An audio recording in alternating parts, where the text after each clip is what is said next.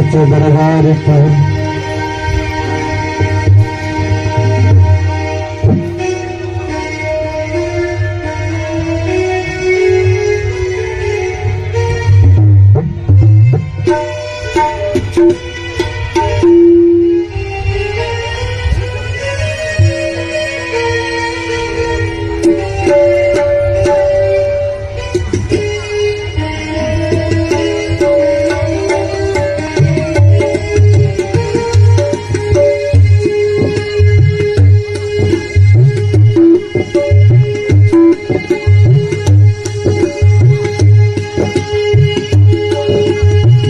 दरबार पे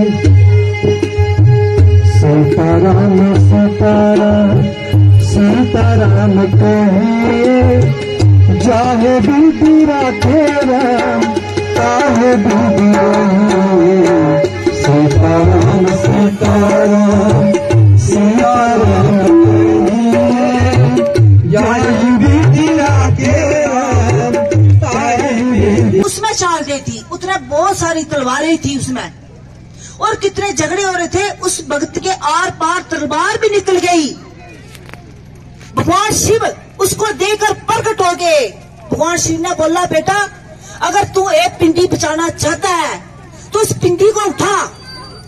मुगलों ने कितनी बार खोदा कि पिंडी को तोड़ने की कोशिश की थी उन्होंने कि पिंडी को मैंने खत्म करना है, तोड़ देना है, इसको इनका नाम निशानी मिटा देना है हमने। और उन्होंने उस पिंडी को उठाकर बोले इसको पिंडी को उठा और कुएं में शाल दे दे, कूद जा कुएं में। उसने पिंडी भगवान की कृपा से कितनी पिंडी कितनी भारी होती है, भगवान की कृपा से उसने तलवार आर पार थी उसके, पिंडी उठाकर कुएं में शाल देती। आज उस भक्त का नाम अमर है। जो भी बात जाता है एक ज्ञान रूपी कुआं है। इस भक्त ने बचाया था, इस भक्त ने अपना बलिदान जहां दिया था। ऐसा कर्म करके जो जाता है उसका नाम अमर होता है। धर्म का कर्म आप कोई भी करोगे लोग उसका विरोध करेंगे, लोग उसका जो प्रचार करेगा उसको भी उसका भी विरोध करेंगे। तू पागल हो गया है, तुझे कुछ पता ही नहीं है, तू संसार में जीना चाहता ही नहीं है। किस काम में लग बड़ा तू? जो पाठ करेगा भाई तेरा काम है पाठ करने का, परमात्मा का नाम लेने का। बूढ़ा हो गया तू, जो बूढ़ा व्यक्ति है वो माला फेरता है, तेरा कोई काम है माला फेरने का? जे अज्ञानी व्यक्ति बोलते हैं। किसको पता है किसको कि छोटा जब काल किसी के सिर पर आ जाता है, चाहे छोटा हो चाहे बड़ा हो, चाहे 2 साल का हो चाहे 100 साल का हो, मरना तो है। काल उस पर आ जाएगा, वो छोटा बड़ा नहीं देखेगा कि अभी इसका टाइम है, छोटी उम्र का है तो इसको रहने दो। नहीं, जितनी उम्र पीछे से अपनी लेकर आया था कर्मों के अनुसार उतनी ही उसको श्वास मिलेंगे, बाकी उसको मांगने से भी नहीं मिलेंगे उसको श्वास। जितने हमें मिले हैं तो परमात्मा के नाम में लगाओ, दूसरों की सेवा में लगाओ और सत्संग सुनकर सत्संग को अपने हृदय में बिठाओ, उसको सत्संग को अमल करो। सत्य बोलते रहते हैं कि एक आप कर्म मत करो, कर्म ऐसा मत करो, मगर व्यक्ति भूल कर वैसा ही कर्म करता है। अर्थात सत्संग को समझता नहीं है, वो भूल जाता है। मगर एक पक्षी भी अपने हृदय में दिमाग में बिठा लेता है। एक इशारा भी संत का समझा जाता है। एक सेठ जी रहते थे, गुरु जी का सत्संग होता था, सेठ जी वहां जाते थे, हर रोज सत्संग सुनने के लिए जाते थे, हर रोज सत्संग सुनने के लिए जाते थे। मगर सेठ की कोई बुद्धि नहीं आता, गुरु जी की बातें सुनते थे चले जाते थे, इतनी समझ भी नहीं थी। मगर समझदार इशारा समझ लेता है, इशारा जिसकी सूक्ष्म बुद्धि हो जाती है, जिसका विवेक जागृत हो जाता है, वो एक इशारा भी समझ जाएगा।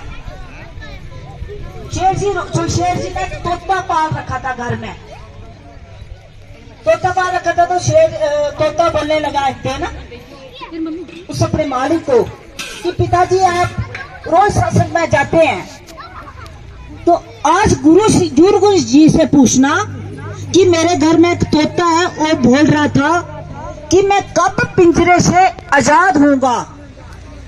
जे मेरा प्रश्न और इसका उत्तर लेकर आना।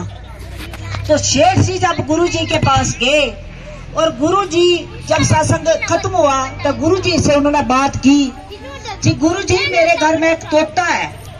उसने बोला है कि गुरु जी से पूछना जी मैं पिंजरे से कब आजाद होऊंगा। तो गुरु जी ने जवाब ना देते हुए बेहोश होकर गिर पड़े। गुरु जी ने कोई जवाब नहीं दिया, वो बेहोश हो गए और गिर गए। तो शेठ जी आ गए, जी ये क्या हो गया? मैंने तो इनसे प्रश्न किया, उत्तर मांगा तो गुरु जी बेहोश हो गए। शेठ जी घर में आ गए वापस। तोता को बोलने लगे तोते तेरी किस्मती गदरी तेरा खराब है। बोला क्यों? बोला जब मैं तेरी बात की गुरु जी से पूछा जी गुरु जी तोता बोल रहा था कि मैं कब पिंजरे से आजाद होऊंगा, ये पूछ कर आना। तो गुरु जी बेहोश हो गए। तोता बोलने लगा ठीक है मालिक मैं जान गया, समझ गया सब कुछ। तोता इशारा समझ गया। तो दूसरे दिन फिर वो सत्संग जब जाने लगे शेठ जी, तो तोता जकदम तैयार होकर जा ही रहे थे तो तोता बेहोश हो गया पिंजरे में। जब बेहोश पिंजरे में हो गया तो शेठ जी बोलने लगे इसको क्या हो गया है, तो मर गया है। उन्हें जैसे ही पिंजरा खोला और तोता आजाद होकर उड़ गया। तोता आजाद होकर उड़ गया। तो वो शेठ जी बोलने लगे गुरु जी से गुरु जी ये क्या बात है? जब मैंने तोते से ऐसा आपके बारे बोला था कि गुरु जी बेहोश हो गए थे तेरी बात सुनते ही, तो आज वैसा ही तोते ने किया कि सुबह में आ रहा था सत्संग में, तोता पिंजरे में बेहोश हो गया। जब वो बेहोश हो गया मैं बोला कि हो सकता है शायद मर गया, मैं देखता हूँ उसको। जैसे मैंने पिंजरा खोला तोता ने उड़ान भरी और तोता आजाद हो गया। गुरु जी बोलने लगे समझदारी के लिए इशारा ही बहुत है। तू कितने दिन का सत्संग सुन रहा है? तेरे दिमाग बुद्धि में कुछ भरा है? कुछ समझ आई है? बोले नहीं। तो तेरे से एक तोता अच्छा है, पक्षी अच्छा है कि जिसने सत्संग आया भी नहीं है, सिर्फ मेरी बात का उसने आपने ही उससे पहुंचाई, मेरी बात संदेशा पहुंचाया। संदेशा सुनते ही वो समझ गया कि ऐसे करूंगा तो मैं आजाद हो जाऊंगा। तो एक पक्षी भी सुन लेते हैं, मतलब समझ लेते हैं। तो आप तो मनुष्य हो, कितने दिन के आप सत्संग में आ रहे हो, फिर भी सत्संग की बातें हमारे दिमाग में बैठती नहीं है, बात ढंग से नहीं करते हम, दिमाग में चले जाता है। हम बोलते कि किसी के घर में जाना खाना, किसी के घर में नहीं खाना, किसी के सत्संग से गए किसी के घर में नहीं जाना, वो भूल जाएंगे, चले जाएंगे, भाग जाएंगे, क्योंकि प्रवृत्ति संसार की तरफ है। संसार की तरफ प्रवृत्ति है तो कोई बात करके रखेगा नहीं, कैसे रखेगा बात कर? आपका विचार आपके बाद ही बदलेंगे तो भी तो आप पर प्रभाव पड़ेगा। आप पर सत्संग का प्रभाव नहीं पड़ रहा है इस मनुष्य जीवन में आकर, तो कहां सुधरोगे? कहां इस शरीर को आत्मा को आजाद करोगे इस पिंजरे से? इस पिंजरे में कितने दिन की ये आत्मा आजाद है, ये भी कहती है मुझे आजाद करो, ये भी आजादी चाहती है। जैसे आप लोग हैं, आप लोगों को एक कमरे में कोई बंद कर दे, जो रस्से से बांध दे, तो आप बोलोगे मुझे खोलो। जैसे तोता आजादी चाहता था, ये आत्मा भी इस पांच भौतिक पिंजरे में जो है ना, ये भी आजादी चाहती है कि मैं परमात्मा से मिलूं, अपने असली घर जाऊं।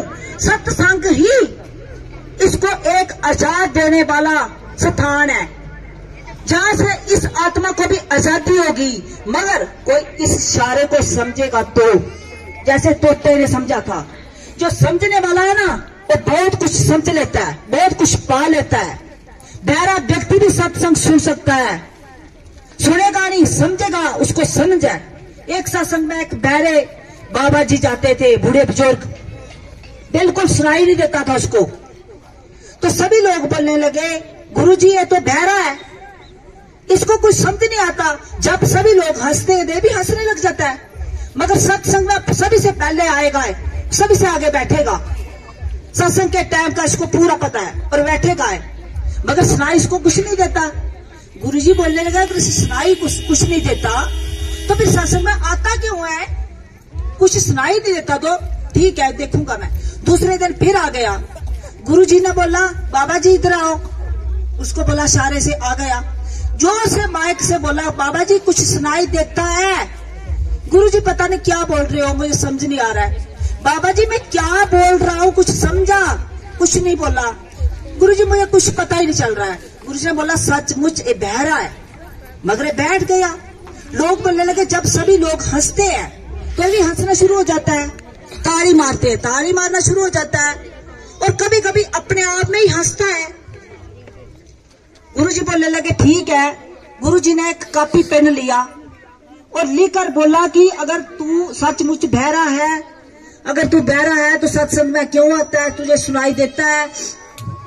उसने बोला, जब पढ़ा उसने बोला गुरुजी मैं सचमुच बहरा हूं, मुझे कुछ भी सुनाई नहीं देता, मगर मैं जानता हूं कि संत महापुरुष जो होते हैं उसके पास बैठने मात्र से कई जन्मों के पाप नष्ट होते हैं और पुण्य मिलते हैं। वो जो पुण्यवान इतनी सख्त बैठती है, उसके साथ बैठने से, उसके पास बैठने से भी पुण्य मिलता है। गुरुजी ने बोला ये तो व्यक्ति बड़ा समझदार है। बोला गुरुजी जब बोलते हैं, संसारी व्यक्ति बोलता है और अपने मन से बोलता है और संसार की बातें करता है, मगर जब गुरु की बात होती है, गुरु आत्मा को छू कर बात करता है, परमात्मा से बात करके बात करता है। वो उनकी वाणी हमारे जब भीतर जाती है गुरु जी, तो अनंत कोटि के जो कर्म पाप है भस्म कर देती है। बोले उसकी जब चोट लगती है शब्द की, गुरु जी ने बोले वाह, तो ये तो सियाने बुजुर्ग तो बहुत बुद्धिमान अच्छे हैं। और मैं ये भी जानता हूं कि सत्संग से बैठने से क्या फायदा मिलता है। इस शरीर नाशवान है, आत्मा अविनाशी है। उस परमात्मा से इस आत्मा को मिलाने का रास्ता है सत्संग। उस सत्य की पहचान करने का है सत्संग।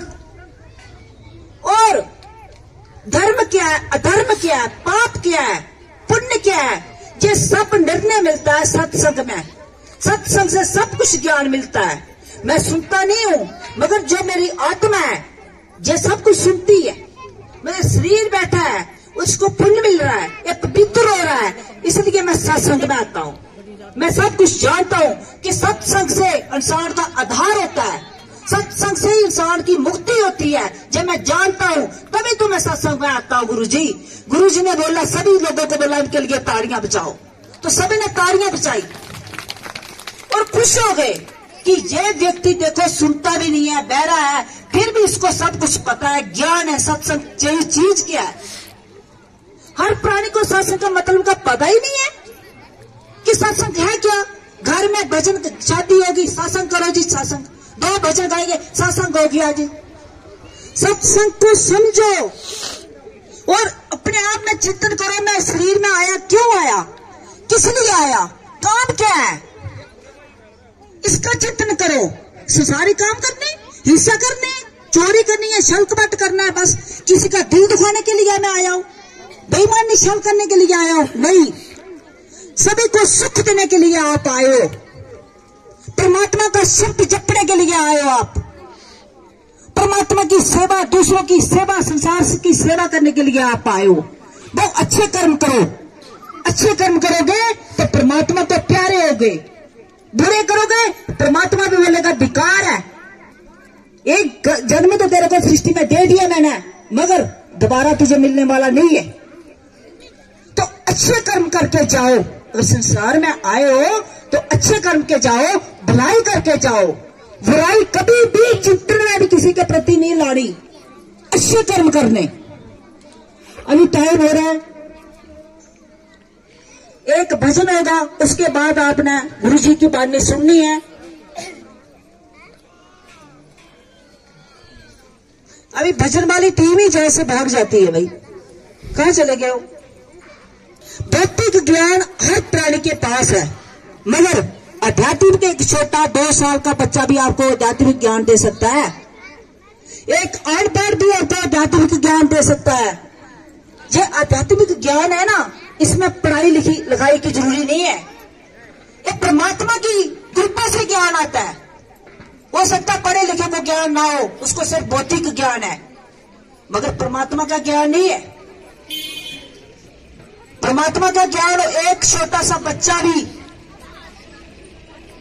दे सकता है, तो 20 साल का बच्चा ज्ञान दे सकता है, 90 साल का बुजुर्ग को ज्ञान को नीचे बैठकर सुन सकता है। ज्ञान की पावर है, ज्ञान बड़ा है। उम्र से नहीं देखा जाता, ज्ञान से देखा जाता है व्यक्ति कि ज्ञान बड़ा होता है। ज्ञान को प्रणाम करते हैं, ज्ञान को नम्र करते हैं। ज्ञान से ही ये संसार ऊंचा होता है। कलयुग आने वाला है, आगे आने वाले कलयुग बहुत भयंकर होंगे, इसलिए अपने बच्चों को भी सत्संग में लगाना चाहिए। छोटे छोटे बच्चों को भी सत्संग लगाओ। छोटे छोटे बच्चे सत्संग में आएंगे, सुनेंगे, तो वैसा ही उसको वातावरण में, वैसी शक्ति में बच्चा चलेगा। नहीं तो छोटे छोटे बच्चे आज नशे में जा रहे हैं, नशे की तरफ जा रहे हैं। कितने कितने नशे बच्चे कर रहे हैं, शक्ति के कारण कर रहे हैं ना, हिंसा कर रहे हैं। अनेक प्रकार के नशे, पता नहीं कितने कितने नशे हैं वो बच्चे कर रहे हैं नशे। उन नशे से अगर बचना है तो सत्संग में अपने बच्चों को लगाओ और बच्चों से पाठ कराओ, सेवा कराओ, दान करना बच्चों को सिखाओ और खुद भी करो, अच्छे कर्म बनाओ, बुजुर्गों की सेवा करना सिखाओ। घर में जो बड़े बुजुर्ग हैं उनकी सेवा करना, उनकी आज्ञा का पालन करना। उस बुजुर्ग जो बहरा था ना, उस बुजुर्ग ने बोला, गुरुजी जब से मैं सत्संग आ रहा हूं, बोला तो आप आगे क्यों, सबसे आगे क्यों बैठते हो? बोले मैं सबसे घर में सबसे बड़ा हूं और सबसे पहले सत्संग में आता हूं, तो मैं बड़ा हूं घर में, जैसा मैं करूंगा तो वैसे ही छोटे करेंगे ना, जैसा बड़े करें वैसे ही छोटे करेंगे। जब से मैं सत्संग आ रहा हूं तो मेरा बेटा भी सत्संग में आ रहा और दूसरा बेटा भी आ रहा है और बहू भी आ रही है और बच्चों को भी ला रही है। मेरा घर तो सभी सत्संगी बन गया, अच्छा घर बन गया मेरा। सुबह शाम पाठ होता है, परमात्मा का चिंतन होता है, भजन होते हैं। तो सत्संग में मुझे इतना फायदा मिला और मुझे क्या चाहिए? मुझे बैरे से क्या लेन देन, सुनाई देने से क्या लेन देन? मुझे समझ चाहिए। बोला व्यक्ति को सुने ना, समझे ना, तो जैसे बोलते हैं ना कि अन्य के आगे नाचे और बोले के आगे गाए। कुछ समझ नहीं है तो इससे बोला अच्छा व्यक्ति, समझ नहीं है बोला व्यक्ति ठीक है कि सुनाई तो कुछ देता नहीं मगर समझ तो है ना।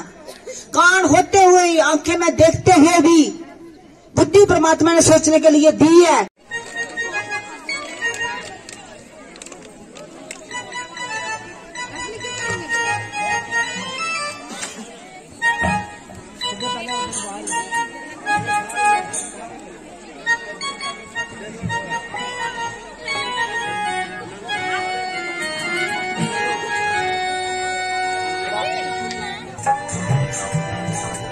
सच्चे दरबार की एक बात को रिक्वेस्ट करना था। अगर कोई मच्छी भी आगे देना चाहूंगा, जरूर पैसे पैसे देंगे। मेरे सच्चे दरबार की